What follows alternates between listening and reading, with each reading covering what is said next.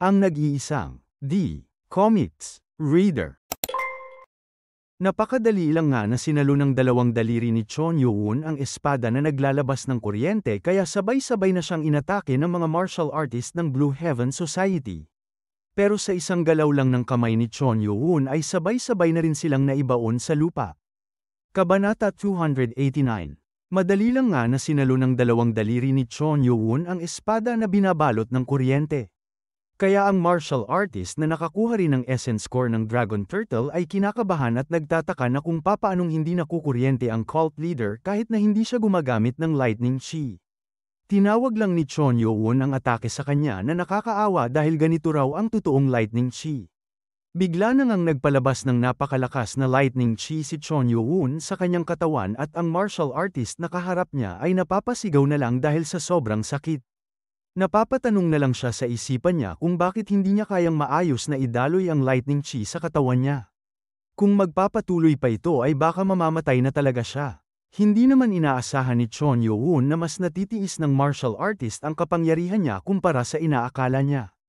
Kagaya nga ng inaasahan sa isang martial artist na nakakuha ng dugo ng Dragon Turtle.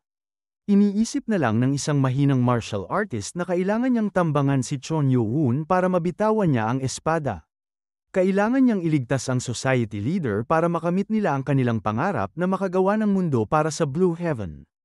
Kaya sabay-sabay na ngang sumugod ang mga martial artist na miyembro ng Blue Heaven Society pero nung inilabas lang ni Chon Yo-hoon ang isa pa niyang kamay na naglalabas ng aura ay sabay-sabay din naman na naibaon ang mga mahihinang martial artist sa lupa.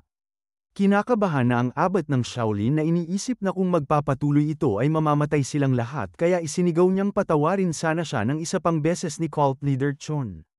Sapagkat ginamit na niya ang abilidad niyang Shaolin 72 Fine Arts, Dragon Claw para atakihin ang bida. Pero madali lang na iginilid ni Chon Yo-hoon ang katawan niya para iwasan ang atake at nanghihinayang na lang siya na sinabing nagpapakita pa siya ng konsiderasyon dahil ang martial artist na ito ang monghe ng Shaolin.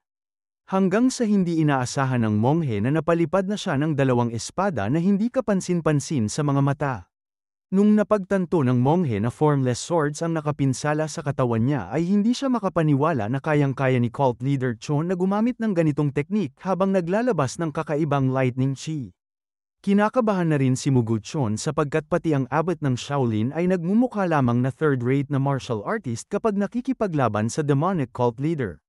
Hindi na nga nakapagtataka na si demonic cult leader Chon Yo-hoon ay nasa yugto na ng life and death. Na para bang nakikita niya ngayon ang combative divine. Sapagkat ang nararanasan niya ngayon kay cult leader Chon ay kasing bigat sa naramdaman niya nung una niyang nakita ang combative divine.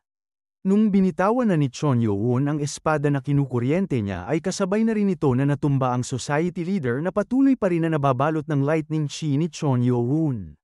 Sa isipan ng society leader ay kailangan niya ng tumakbo para makagawa ng mundo para sa Blue Heaven. Pero kahit gaano niya pilitin ay hindi niya kayang igalaw ang kanyang katawan. Itatali na raw muna sa ngayon ni Chon Yo-hoon ang society leader.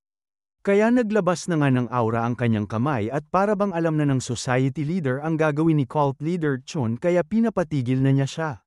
Pero walang pake si Chon Yo-hoon sa pagmamakaawa ng kalaban niya kaya tinamaan na niya ito at tuluyan na ngang nabasag na parang salamin ang dansyan ng society leader. Naramdaman niya agad ang sobrang sakit kaya napahiga na lang ang society leader habang patuloy na isinisigaw ang kanyang dansyan. Naglabas muli ng enerhiya si Chon Yo-hoon sa kanang kamay niya na sinabing sapagkat maraming tao ang nandidistorbo ay mamaya na niya siya tatanungin. Nang biglang lumamig ang buong paligid at napansin naman agad ng mga martial artist ang cold chi na inilalabas ni Chon Yo-hoon.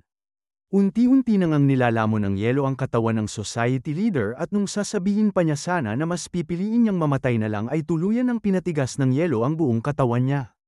Napaisip na lang ng Amitabha ang monghe sapagkat hindi siya makapaniwala na may nabubuhay na isang tao ang may kakayahan na gumamit ng iba't ibang klase ng true chi. Nagtataka na rin siya kung kapareho ba ng demonic cult leader ang combative divine. Iniisip din ng isa sa mga ito na hindi niya inaakalang sisirain ni cult leader Chon ang dansya ng society leader at ikulong siya sa yelo.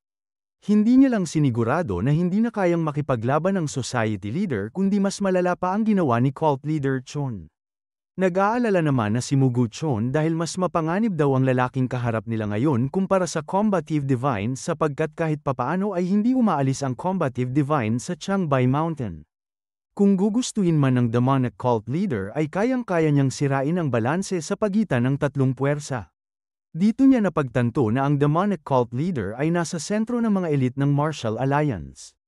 Kaya para kay Muguchon ay mas mabuti ng paslangin na ngayon ang demonic cult leader kahit nakakailanganin pa nilang isakripisyo ang mga buhay nila para sa ikabubuti ng kinabukasan ng Jianghu.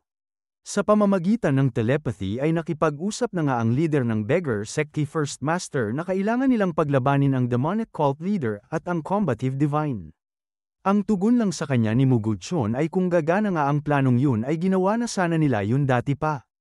At saka narinig na rin daw ng demonic cult leader ang mga plano nila kanina kung papaano nila ito gagawin. Sinimulan na ni Muguchon na magtipon ng enerhiya sa kanyang kamay at sinabihan pa ang cult leader na kahit na kaya pa niyang palihim na makapasok sa kinaroroonan nila ay bigla nang yumanig ang buong paligid. At pinagbantaan na niya si cult leader Chon kung kaya ba niyang makipaglaban sa 500 elite masters ng Orthodox Murim. Ginamit na niya ang tinipon niyang enerhiya para sirain ang tolda na kinaroroonan nila. Kaya nagulat na lang ang mga nasa labas na martial artist ng Orthodox sapagkat nasa lungga na pala nila ang demonic cult leader, nagtataka na lang ang mga ito kung papaano napunta dito si cult leader Chon. Sinabi ng isang martial artist na tumakbo pa raw sila dahil may narinig silang mga sigaw na nanggaling sa loob ng tolda. Pero ano raw ang ginagawa ng mga gwardya? Inutusan na nga ni Muguchon ang mga martial artist ng Orthodox na makinig sila sa sasabihin niya. Tulad daw ng nakikita nila ay nakapasok ang demonic cult leader sa loob ng kanilang kampo. Kaya tinanong na niya kung uupo lang ba sila sa likod at papanuurin lang ang kalaban nila na gawin ang gusto niya. Bilang tugon ay isinigaw nilang hindi nila ito papabayaan na mangyari kaya isa-isa na ngang lumapit ang mga martial artist na magkakaiba ang kulay ng mga uniforme pero magkakaparehong nagagalit sa demonic cult leader. Sa isang iglap ay pinaggitnaan na agad ng mga martial artist ng Orthodox si Chon Yo-woon sa loob mismo ng kampo nila.